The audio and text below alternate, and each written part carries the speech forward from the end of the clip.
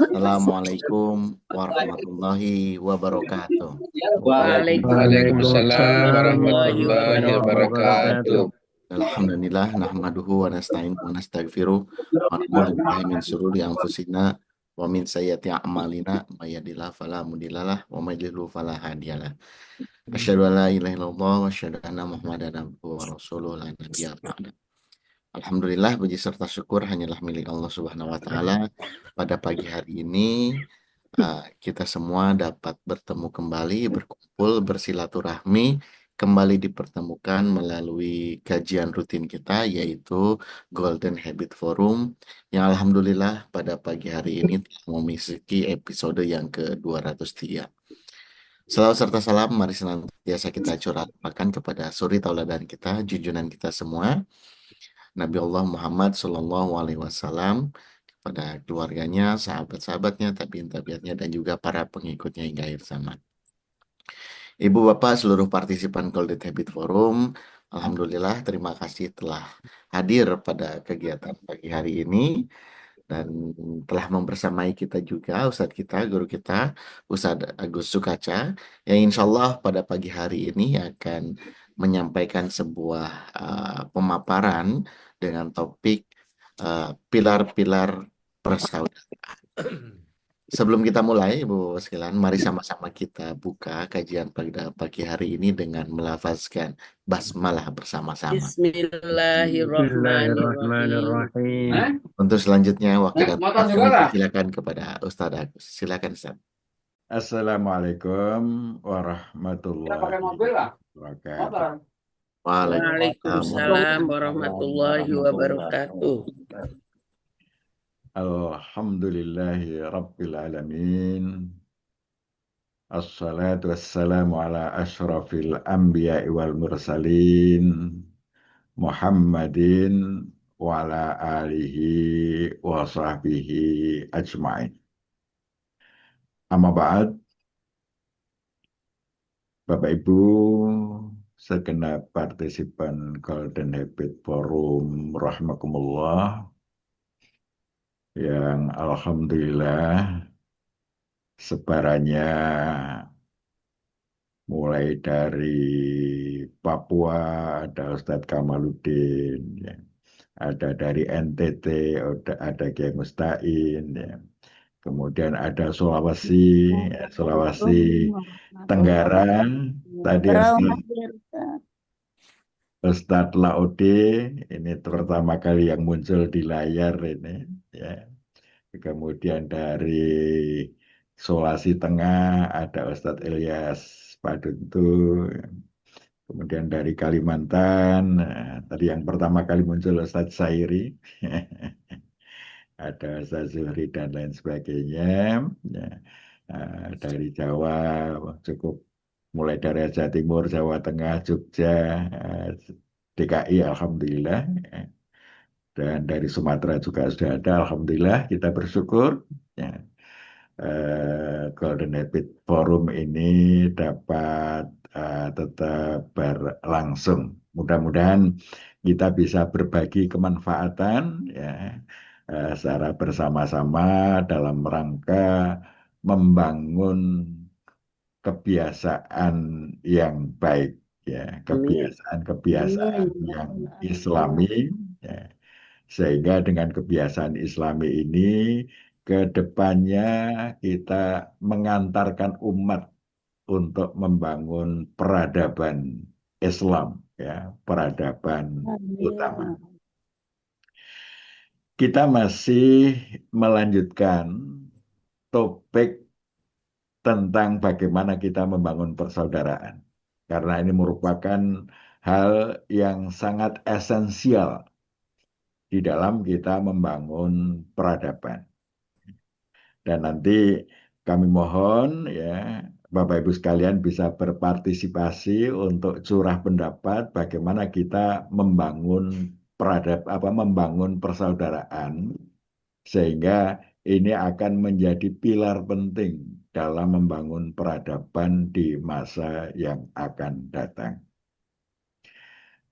Nah, kalau di Sabtu yang lalu kita membahas tentang kejujuran sebagai salah satu prinsip di dalam membangun persaudaraan, maka menjadi salah satu prinsip dan pilarnya juga dalam membangun persaudaraan ini adalah menghindarkan diri dari ghibah. Ya. Jadi di episode ke-203 ini ya, masih dalam prinsip-prinsip atau pilar-pilar membangun persaudaraan. Ya. Ini kita harus membangun ya, bagaimana kita bisa menghindari ghibah. Masih pilar-pilar atau membangun persaudaraan ya, salah satunya adalah bagaimana kita bisa menghindarkan diri dari ghibah. Nah, ini mengingatkan kembali nah struktur persaudaraan kita yang sudah kita bahas sebelumnya. Itu di ring satu itu adalah keluarga inti. Kita ya di dalam satu keluarga, ayah, ibu, anak-anak ya, itu keluarga inti. Ini ring satu di mana persaudaraannya harus sangat kuat. Kemudian di ring kedua, ini apa yang disebut dengan khalil, orang-orang dekat. Nah, mungkin istilah sekarang bestie, ya. Orang-orang yang persaudaraannya, pertemanannya begitu dekat, begitu kental. Ini di ring 2. Kemudian di ring 3, di situ ada tetangga, ada saudara dekat, ada jamaah masjid, ada teman. Ini berada pada ring ketiga. Ya. Ring keempatnya, ya, itu bisa saudara jauh, relasi, pelanggan, kenalan. Ya. Dan di ring 5 adalah orang-orang yang mungkin kita belum kenal. Jadi mereka yang belum kita kenal berada di ring 5. Nah, tentu ikatan persaudaraan makin ke dalam, ya, itu mesti makin kuat. Jadi harus dibangun persaudaraan yang kuat makin ke dalam. Jadi yang paling harus dikuati adalah keluarga. Setelah itu Khalil, Besti. Ya. Setelah itu ada tetangga, ada jemaah, sesama jemaah masjid, ya, teman, saudara dekat, dan lain sebagainya. Itu urutan-urutan kita bagaimana membangun keeratan, ya, persaudaraan ya, dengan sesama mukmin kita. Kemudian ring kelima, mereka-mereka yang belum kita kenal, itu ada norma. Ya, nanti insya Allah suatu saat kita akan bahas bagaimana norma persaudaraan sesama mukmin itu. Baiklah, kembali pada tema kita, ribah. Ribah itu dilarang oleh Allah untuk kita lakukan. Di dalam Quran surah Al-Hujurat ayat 12 Allah berfirman, A'udzubillahi minasyaitonirrajim. Ya ayyuhalladzina amanu istanibu katsiran minadz-dzan. Inna ba'dadz-dzanni itsmun. Wala tajassasu wala yaghtab ba'dukum ba'da.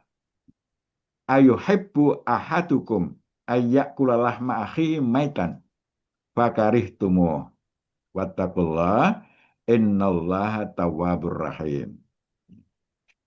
Wahai orang-orang yang beriman, jauhilah prasangka, karena sesungguhnya sebagian prasangka adalah dosa. Janganlah kalian mencari-cari kesalahan orang lain, dan janganlah kalian berghibah satu sama lain. Adakah di antara kalian yang suka makan daging saudaranya yang sudah mati? Tentu kamu merasa jijik. Bertakwalah kepada Allah, sesungguhnya Allah Maha Penerima Taubat lagi Maha Penyayang. Bapak sekalian, ini berghibah, mencari-cari kesalahan orang lain, dalam konteks ini adalah sesama mukmin, ya, karena awal ayat adalah ya ayyuhalladzina amanu, orang-orang yang beriman. Kita harus menjauhi prasangka, tidak mencari-cari kesalahan, tidak berghibah. Nah, ghibah, mencari kesalahan, prasangka, itu diibaratkan makan daging saudaranya yang sudah mati. Nah, ini kan luar biasa Quran menggambarkan, ya. Kok seperti makan bangkai saudaranya. Nah, berarti di situ ada proses mematikan. Ya. Meskipun yang mati itu bukan jasadnya, karena ghibah, mencari-cari kesalahan, itu menjadi semacam karakter assassination, pembunuhan karakter. Orang yang diungkap kesalahan-kesalahannya, keburukan-keburukannya, aib-aibnya, itu akan kelihatan buruk sekali. Ya, kelihatan buruk sekali. Nah, orang yang kelihatan buruk itu seperti sudah mati. Ya, karena sudah ada proses karakter assassination di situ. Nah, ini dahsyat sekali Quran menggambarkan. Sehingga kita ini mestinya betul-betul menghindarkan diri dari berprasangka, dari mencari-cari kesalahan, dari berghibah. Apa pengertian ghibah? Rasulullah memberikan penjelasan. Beliau bertanya kepada para sahabat, "Atadruna mal ghibah?" Ya. Tahukah kalian ghibah itu? Maka para sahabat menjawab, ya, Allah wa rasuluhu a'lam. Allah dan Rasulnya tentu lebih tahu. Maka beliau bersabda, ya, Qal zikruka akhaka bima yakrah. Riba itu kalian membicarakan saudara kalian. Kamu membicarakan tentang saudaramu mengenai sesuatu yang dia tidak sukai. Ya, jadi membicarakan tentang saudaramu sesuatu yang dia tidak suka untuk diperbincangkan. Ya. Kila, Pak sahabat ada yang bertanya, afara'aita in kana fi akhi ma'akul. Bagaimana ya Rasulullah bila yang saya bicarakan itu memang sesuai kenyataannya begitu? Nah, maka jawab Rasul, ya, in kana fihi matakul faqad tahu wa illam yakun fihi faqad bahattah. Apabila yang kamu bicarakan itu ada padanya, ya, jadi merupakan kenyataan yang terjadi, maka berarti kamu telah berghibah. Dan apabila yang kamu bicarakan itu tidak ada padanya, maka kamu telah membuat kebohongan terhadapnya. Dahsyat ini, ya. Jadi ghibah itu memperbincangkan hal-hal buruk yang itu merupakan kenyataan. Ya, ghibah. Kalau bukan kenyataan, kebohongan. Nah, kebohongan itu statusnya lebih berat lagi. Ya, lebih berat lagi. Kita nggak boleh bohong. Sesuatu yang tidak disukai oleh saudara atau orang lain, ya, ini biasanya menyangkut aib, berupa kekurangan atau hal-hal negatif yang ada pada dirinya. Jadi semua perbuatan yang membentuk kesan buruk tentang seseorang dan membiarkan orang lain berkesan buruk kepadanya termasuk kategori ghibah. Terkait masalah ini, Aisyah, ya, istri Rasulullah SAW, pernah menceritakan tentang seorang istri Nabi lainnya di sisi Nabi dan menyebutkan kekurangan-kekurangannya. Maka kontan Nabi bersabda, sungguh engkau telah mengghibainya. Hadis riwayat Ahmad. Ya. Imam An-Nawawi dalam bukunya Al-Adhkar ya, menyatakan objek ghibah itu bisa merupakan keadaan tubuhnya, agamanya, dunianya, dirinya, akhlaknya, hartanya, anaknya, orang tuanya, istrinya, pembantunya, pakaiannya, gerak-geriknya, raut mukanya, atau hal-hal lain yang berhubungan dengannya. Imam Ghazali dalam Ihya Ulumuddin juga berpendapat serupa. Bisa pada aspek fisik, jasmani, pada aspek non-fisik. Nah, apa yang biasanya menjadi bahan ribah? Misalnya ribah soal jasmani. Menyebut mukanya seperti muka monyet. Ya, misalnya, kepalanya botak, matanya juling, dahinya nonong, kupingnya perung, ya, tangannya pendek atau panjang, punggungnya bungkuk, perutnya besar, kulitnya hitam, dan lain sebagainya. Yang sebutan-sebutan itu memang kenyataannya begitu. Tetapi yang bersangkutan tidak suka kalau dikatakan begitu. Apalagi menjadi perbincangan publik. Bicaranya jedal, gagu, dan lain sebagainya. Ini tentang keadaan jasmani. Bisa juga menghibai pakaiannya. Wah, bajunya compang-camping, banyak tambalannya, pakai celana kok keduduran, ya. Sepatunya pinjaman, kopiahnya bau apek, ya. Perhiasannya kelihatannya bagus, cuman imitasi. Ya, ini objek kenyataan yang orang biasanya tidak suka untuk menjadi bahan perbincangan. Lain misalnya tentang nasab, ya. Wah, ayahnya bermoral rendah, ayahnya jahat, ya.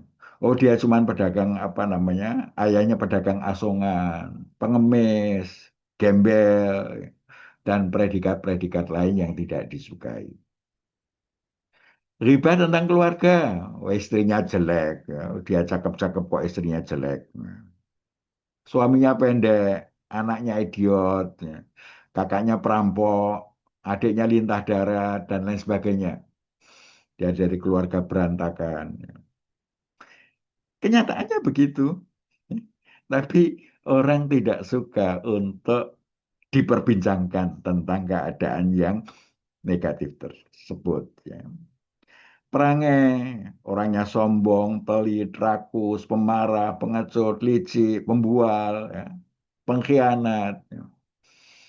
Ya, sesuatu yang mungkin betul berdasarkan pengamatan kita itu betul begitu. Tapi kalau kita perbincangkan di ranah publik, dia tidak suka. Pekerjaannya misalnya, oh dia cuma tukang sapu, tukang sol sepatu, dia cuma babu, nah, dan lain sebagainya. Perbuatannya, ya, menyebut bahwa ia tidak berbakti kepada orang tuanya, banyak bicara, banyak makan, ya, pernah mencuri, senang mabuk, ya. Hibah ibadahnya, oh dia suka meremehkan sholat, tidak sempurna rukuk sujudnya, dan lain sebagainya.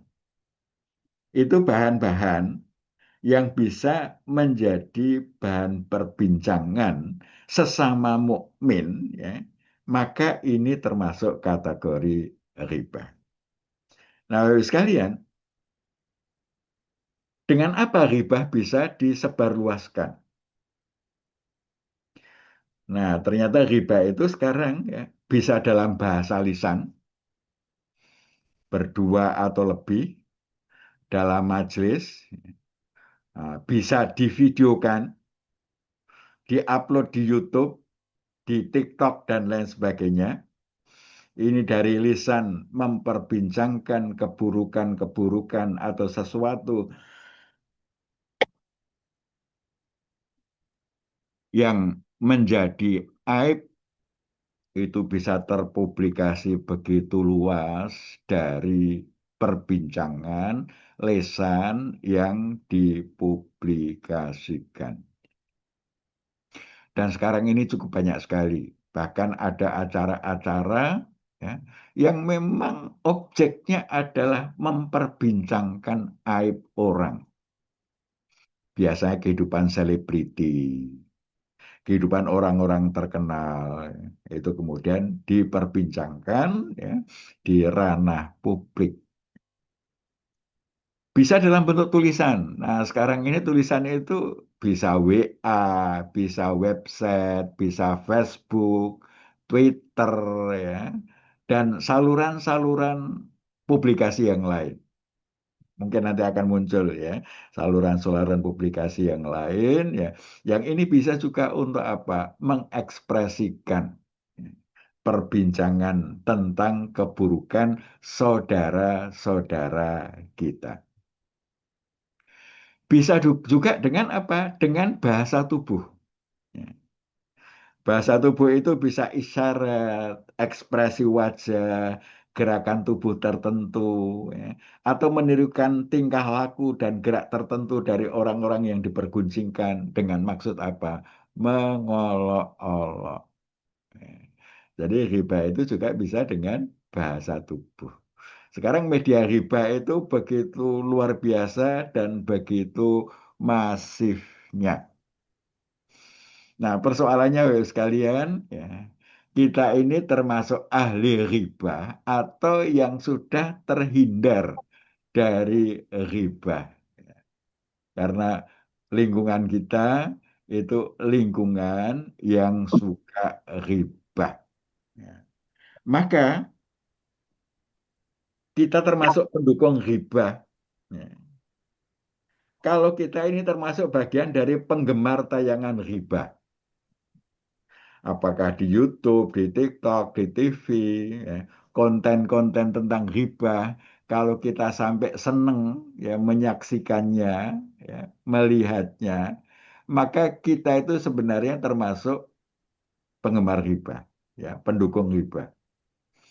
Ya, jadi begitu ada apa namanya tulisan tentang sesuatu menyangkut saudara kita, ya, menyangkut saudara kita yang masuk dalam struktur yang saya sebutkan tadi, ya. Nah, di situ kita suka menayangkan, apalagi sampai share, ya, di-share ke teman-teman. Nah, itu kita termasuk pendukung riba. Apalagi yang kita terima itu belum terverifikasi kebenarannya, kita nge-share ke orang lain, maka kita ikut menyebarkan kebohongan. Kita ikut menyebarkan kebohongan. Nah, kalau riba, kita ikut menyebarkan riba. Jangankan sampai share, suka menyaksikan saja, itu sudah masuk kategori pendukung riba. Yang kedua, pembaca tulisan riba. Ya, jadi kalau ada di grup, di WA, di apa, ada bicara tentang keburukan orang, wah kita baca sambil apa sampai selesai, ya. Wah kita perhatikan betul ya. Nah ini kita termasuk pendukung ya, riba. Pendengar riba, kita punya teman ya bicara tentang keburukan orang, kita dengarkan ya sampai dia selesai cerita ya. Itu kita juga termasuk pendukung riba. Ya. Jadi ada orang curhat tentang temannya gitu ya. Kemudian dibicarakan keburukan-keburukannya. Kita perhatikan, kita simak, kita dengar. Ya. Nah, kita sudah termasuk pendukung riba. Ya. Kita sudah termasuk pendukung riba. Harusnya bagaimana? Ya. Ada hadis Nabi yang menarik. Man ra'a minkum mungkaran falyughayyirhu biyadihi. Wa ilam yastate fa bilisani wa ilam yastate fa biqalbi wa huwa at'aful iman. Kalau kalian melihat kemungkaran, maka rubah dengan kuasa tangan. Ya. Dalam hal riba, riba itu mungkar. Ya, riba itu mungkar. Maka rubah dengan kuasa. Ya. Kalau tidak bisa dengan kuasa, dengan lisan. Ingatkan, jangan ribah lah, gitu ya. Ya. Kalau nggak bisa lagi dengan lisan, nggak berani ingatkan, ya, fabi qalbih, dengan hati.